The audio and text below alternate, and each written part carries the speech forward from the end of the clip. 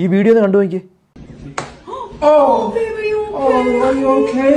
Oh, it's okay. Are you okay? Oh. കുട്ടിയുടെ തല ആ മതിലിൽ തട്ടുന്നില്ല. ശരിക്കും അമ്മ മതിലിൽ തട്ടുന്ന മാത്രമേ ഉള്ളൂ. പക്ഷെ കുട്ടി വേദന എടുത്തതുപോലെയാണ് കരയുന്നത്. കാരണം അമ്മയുടെ ഒരു വിഷമം കാണുമ്പോഴും അല്ലെ അച്ഛൻ്റെ ഭയം കാണുമ്പോൾ കുട്ടി വേദന എടുത്തതുപോലെ തന്നെയാണ് കരയുന്നത്. ഇത് കുട്ടികളിൽ മാത്രമല്ല വളർന്നു വരുന്ന ചെറുപ്പക്കാരിൽ വരെ ഇതേ റിയാക്ഷനാണ് ഉണ്ടാകുന്നത്.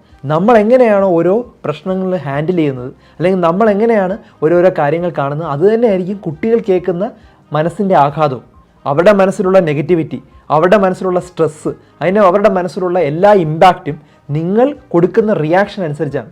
ഒരു കുട്ടി വീഴുന്ന ഉടനെ നമ്മൾ പോയിട്ട് അയ്യോ, അല്ലെങ്കിൽ നമ്മൾ ഷൗട്ട് ചെയ്യുവാണ്, അല്ലെങ്കിൽ അവരെ ഭയങ്കരമായിട്ട് വേദന എടുത്തതുപോലെ നമ്മൾ കാണിക്കുകയാണെങ്കിൽ കുട്ടിക്ക് വേദന എടുക്കുന്നത് തന്നെ കൂടുതലായിരിക്കും.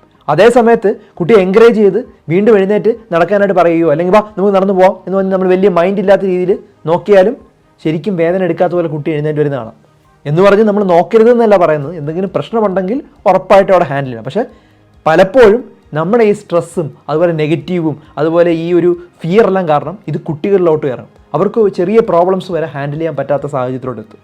അതേ സമയത്ത് നമ്മൾ പോസിറ്റീവായിട്ട് അവരെ അപ്ലിഫ്റ്റ് ചെയ്ത് അവരെ എൻകറേജ് ചെയ്ത് കഴിഞ്ഞാൽ എല്ലാ പ്രശ്നങ്ങളും അവർ ജീവിതത്തിലും തരണം ചെയ്ത് തുടങ്ങും. ചെറിയ ചെറിയ പ്രോബ്ലംസ് ഒക്കെ വരുമ്പം ഒന്നും അല്ല എന്നുള്ള രീതിയിൽ അവർ മുന്നോട്ട് കയറി വരും. അപ്പം നിങ്ങൾക്കറിയാവുന്ന പേരൻസിനൊക്കെ ഈ ഒരു മെസ്സേജ് ഷെയർ ചെയ്ത് കൊടുക്കുക.